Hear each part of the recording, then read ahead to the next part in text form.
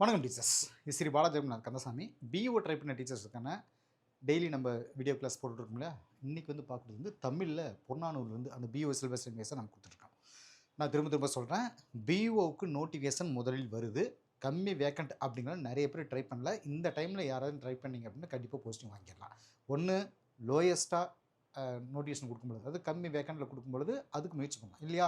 அதிக வேக்கண்ட் கிட்டத்தட்ட 10,000 14,000 வேக்கண்ட் கொடுக்கும்பொழுது நம்ம ட்ரை பண்ணோம்னா நம்ம போஸ்டிங் கிடைக்கும். ஸோ நம்ம போஸ்டிங் வாங்கணும் அப்படின்னா இந்த மாதிரி சூழ்நிலை தான் வாங்க முடியும். மிடில் மட்டும் எப்போவுமே இருக்கவே கூடாது, சரிங்களா. மிடில் இருந்தாலே நமக்கு பிரச்சனை தான். சரி, இப்போ நம்ம பிஇஓ இதுலேருந்து வரக்கூடிய அந்த புறநானூறு அப்படிங்கிற ஏரியாவிலேருந்து நம்ம பார்க்கலாம். இப்போ புறநானூரில் இப்போ பார்க்கக்கூடிய அந்த பாடல் எழுதுனவர் பார்த்தீங்கன்னா, இதில் வந்து கடலுள் மாய்ந்த இளம்பெரு விழுதி. ஏன் கடலுள் அப்படின்னா, கடல் பயணத்தின் போது அவர் இறந்திருப்பார், அதனால் கடலுள் மாய்ந்த இறந்த இளம்பெரு வழுதி அப்படின்னு அவர் பேர் வந்தது. சரி, இவரை பற்றி சொல்லணும் அப்படின்னா, பாண்டிய மன்னர்களில் பெருவழுதி அப்படின்ற பேரில் பார்த்தீங்கன்னா பல பேர் இருக்காங்க. இருந்தாலும் அரிய சில பண்புகள் வந்து எல்லாத்தையும் தன்னுடைய இளமை காலத்திலே இவர்கிட்ட இருந்ததுனால அக்கால மக்கள் வந்து இவரை இளம் பெரு வழுதி அப்படின்னு சொல்லிட்டு கூப்பிட்டாங்க. இந்த கடல் பயணம் போயிட்டு இருக்கப்ப இவர் இறந்துட்டனால இவரை கடலுள் மாய்ந்த இளம்பெரு வழுதி அப்படின்றது அதோட சேர்த்திக்கிட்டாங்க. சரி, பிற்காலத்தை சேர்ந்தவங்களால இப்படி சொல்லப்படுதுன்னு வச்சுக்கோங்களேன், அந்த காலகட்டத்தில் சொல்ல. சரி, இவருடைய பாடல்கள் வந்து பார்த்தீங்கன்னா புறநானூற்றில் ஒரு பாடலும் பரிபாடல் ஒரு பாடலும் இருக்குது. சரி, இப்போ நம்ம புறநானூறு பற்றி சொல்லணும் அப்படின்னா, இது உங்களுக்கு ஏற்கனவே பல டைம் சொன்னது 8 தொகை நூல்கள் ஒன்று, புறத்தனை சார்ந்த 400 பாடல்கள் கொண்டது அப்படின்னு சொல்லப்படுது. புறம் புறப்பாட்டு என்றும் அழைக்கப்படுகிறது அப்படின்றது சொல்லப்படுது. அகவற்பக்களால் ஆனது அப்படிங்கிறது முக்கியமான ஒரு தகவல். புறநானூற்று பாடல்கள் பார்த்தீங்கன்னா சங்க காலத்தில் ஆட்சி செஞ்சுட்டு இருந்த அரசர்களை பற்றியும் அந்த காலகட்டத்தில் வாழ்ந்துட்டு இருந்த மக்களுடைய சமூக வாழ்க்கையை பற்றியும் சொல்லுது. இப்போ பாடல் வரிகளை பற்றி பார்க்க ஆரம்பிச்சலாம். இதில் அப்படியே அந்த பாடல் வரிகள் ஸ்கூல் புக்கில் கொடுத்துருக்காந்ததை அப்படியே நம்ம கட் பண்ணி எடுத்திருக்கோம்.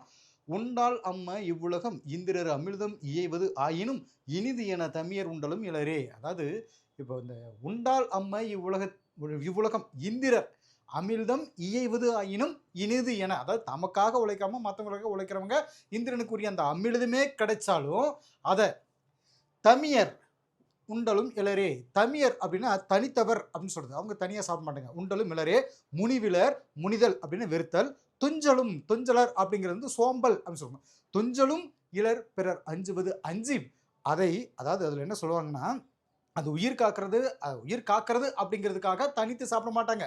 தன்னுடைய உயிரையே காப்பாற்றக்கூடிய அமிர்தமாகவே இருந்தாலும் கூட அதை தனியாக சாப்பிட மாட்டாங்க. யாரையும் வெறுக்கவும் மாட்டாங்க. சோம்பேறியாக இல்லாமல் சுறுசுறுப்பாக இருப்பாங்க. மற்றவங்க பயப்படுறதுக்காக தாமும் பயப்பட மாட்டாங்க அப்படின்ற விஷயத்த சொல்லுறாங்க. புகழ் எனினும், அதாவது உயிரும் கொடுக்குவர், பழியெனினும் உலகுடன் பெரினும் கொள்ளலர். அதாவது அயர்விலர் அப்படின்ட்டு, அயர்வு அப்படின்னு சோர்வு. புகழ் வரும் அப்படின்னா உயிரை கூட கொடுப்பாங்க.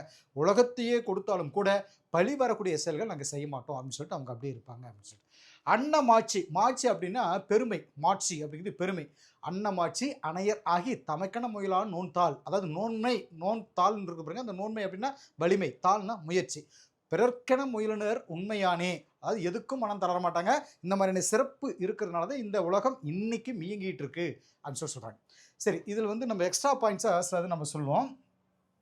பேராசிரியர் ஜார்ஜ் எல்ஹாட், பேராசிரியர் ஜார்ஜ் எல்ஹாட், ஜிஇ போப் ஆங்கில பெயர்ப்புன்னு சொல்லிட்டு நம்ம பார்ப்போம். இதில் என்னென்னா இவங்க 2 பேர் வந்து இதை புறநானூறு வந்து ஆங்கிலத்தில் மொழிபெயர்ப்பு செஞ்சுருப்பாங்கிறத இங்கே சொல்கிறோம். இதில் ஜார்ஜ் எல்ஹாட் அப்படிங்கிறவரால் புறநானூறு வந்துட்டு the 400 songs of war and wisdom and anthology of poems from classical Tamil அப்படின்னு சொல்லிட்டு த புறநானூறு அப்படிங்கிற தலைப்பில் வந்துட்டு அவர் 400 சாங்ஸ் 400 பாடல்கள் கொண்டது அப்படின்ற விஷயத்தை வந்து ஆங்கிலத்தில் மொழிபெயர்ப்பு செஞ்சுருப்பார். அதேமாதிரி ஜிஇபோ பார்த்தீங்கன்னா புறநானூறு பாடல்கள் வந்துட்டு சிலது வந்து எக்ஸ்ட்ராக்ட்ஸ் ஃப்ரம் புறநானூறு அண்டு புறப்பொருள் வெண்பாமலை அப்படின்ற தலைப்பில் ஆங்கிலத்தில் மொழிபெயர்ப்பு செஞ்சுருப்பார். சரி, சுவடிகளில் பார்த்திங்க அப்படின்னா, அதாவது சுவடிகள் எழுதி பயன்படுத்திட்டு அழிஞ்சிட்டு போகக்கூடிய லெவலில் இருந்துட்டு இருந்த புறநானூரை பல சுவடிகளை ஒப்பிட்டு ஆராய்ச்சி பண்ணி அது பயன்பெறக்கூடிய வகையில் நமக்கு 1894 உவேசா தமிழ் தாத்தா உவேசா அவர்கள் வந்துட்டு முதல்ல நமக்கு அச்சில் பதிப்பித்து வெளியிட்டார் அப்படின்னு ஒன்று தெரிஞ்சுக்கலாம். அடுத்து பாருங்கள், அடுத்த புறநானூறு ஔவையார் பாடின அந்த புறநானூறு. இது கீழே இருக்கக்கூடிய அந்த பாடல் தான் நமக்கு இருக்குது. இதில் பாருங்கள், இதில் என்ன சொல்கிறோம் அப்படின்னா, ஔவையாரை பற்றி சொன்னோம் அப்படின்னா, சிற்றரசனான அதிகமான நெடுமான நெஞ்சு பரிசில் தராமல் காலம் நீட்டிச்சிட்டு இருந்தப்போ ஔவையார் பாடின பாடல் பற்றி இப்போ ஒன்று பார்க்கலாம். அது நீட்டிச்சிட்டு இருந்தவாறு பரிசில் கொடுக்காம. சரி, இதில் என்ன சொன்னால், இவர் பாடினது அகநானூரில் வந்துட்டு 4 பாடல்கள் இருக்குது, குறுந்தகை 15 பாடல்கள் இருக்குது, நற்றினில் 7 பாடல்கள் இருக்குது, புறநானூற்றில் 33 பாடல்கள், மொத்தம் 50 பாடல்கள் நமக்கு கிடைச்சிருக்கு. இப்போ பாடல் வரிகள் பார்க்கலாம். வாயிலோயே வாயிலையே, அதாவது வாயில் காப்பாளனே வாயில் காப்பாளனே அதாங்க வாயிலுக்கு முன்னாடியே ஒரு கீப்பர் இருப்பாருங்களா, கேட் கீப்பர் அப்படின்ற மாதிரி. அப்போ அரண்மனைக்கு முன்னாடி இந்த வாயில் காப்பாளனே அப்படின்னு சொல்லிட்டு ஒருத்தர் இருப்பார். அவரை வந்து பார்த்து பாடும் மாதிரி இதில் இருக்கும். வள்ளியோர் செவி முதல் வயங்கு மொழி வித்திதாம், அதாவது வள்ளியோர் செவி முதல் வயங்கு மொழி வித்திதாம் அப்படின்றதப்போ பார்த்தீங்கன்னா, வள்ளியூர் அப்படிங்கிறது வள்ளியூர்னா வள்ளல்கள். செவி முதல் வாங்குமொழி வாங்குமொழி, அதாவது இதில் என்ன சொல்ல வயங்குமொழி வாங்குமொழி இல்லை வயங்குமொழி. வயங்குமொழி அப்படிங்கிறது விளங்கும் சொற்கள் அப்படின்னு சொல்லி சொல்லுவாங்க. வித்தின விதைத்து சொல்லிட்டு வாயில் காவலனே. புலவர்களாகிய எங்களை மாதிரி என்ன சொல்கிறது, வாழ்நிலை வள்ளல்கள் அணுகி அவங்களுடைய வாழ்க்கை லெவலு, அவங்களுடைய லைஃப் ஸ்டைல் எப்படி இருக்குன்னு பார்த்தீங்கன்னா, அரசர்கள் போய் புகழ்ந்து பாடி அவங்கக்கிட்ட பரிசுகள் வாங்கிட்டு வந்து தன்னுடைய வாழ்க்கையை நடத்துவாங்க. இதுதான் வந்து புலவர்களுடைய முக்கியமானதை சொல்லுவாங்க.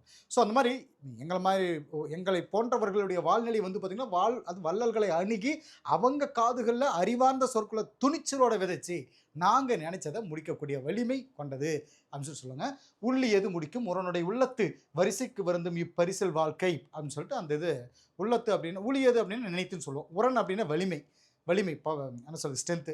வரிசைக்கு வருந்தும் இப்பரிசின் வாழ்க்கை பரிசிலருக்கு அடையா வாயிலோயே. அதே வேளையில் அந்த வள்ளல்கள் பற்றி தான் எழுதின கவிதையுடைய சிறப்பை தெரிஞ்சுக்க பரிசு கொடுக்கும்னு சொல்லிட்டு நினைச்சு வருந்துற தன்மை கொண்டது அப்படின்னு சொல்லுவாங்க. பரிசிலருக்கு வாயிலை அடைக்காத காவலனே அப்படின்னு சொல்லிட்டு கடுமான் தோன்றல் நெடுமான் அஞ்சி, அதாவது தன் அறியலேன் கொல் என் அறியலன் கொல். அதாவது என்னன்னா, வேகமாக ஓடக்கூடிய குதிரையை வச்சிருக்கக்கூடிய நெடுமான அஞ்சி தன்னுடைய குதிரை, அதாவது தன்னுடைய தகுதியை அறிவானோ, அதாவது அவனை நம்பித்தான் இந்த உலகம் வறுமை நிலையில் இருக்கிறவங்க வந்து வாழ்றாங்க அப்படின்ற ஒரு நினப்பு போல இருக்கு. அதாவது அரசன் மேலே இருக்கக்கூடிய அந்த கோபத்தை அவங்க காட்டுறாங்க.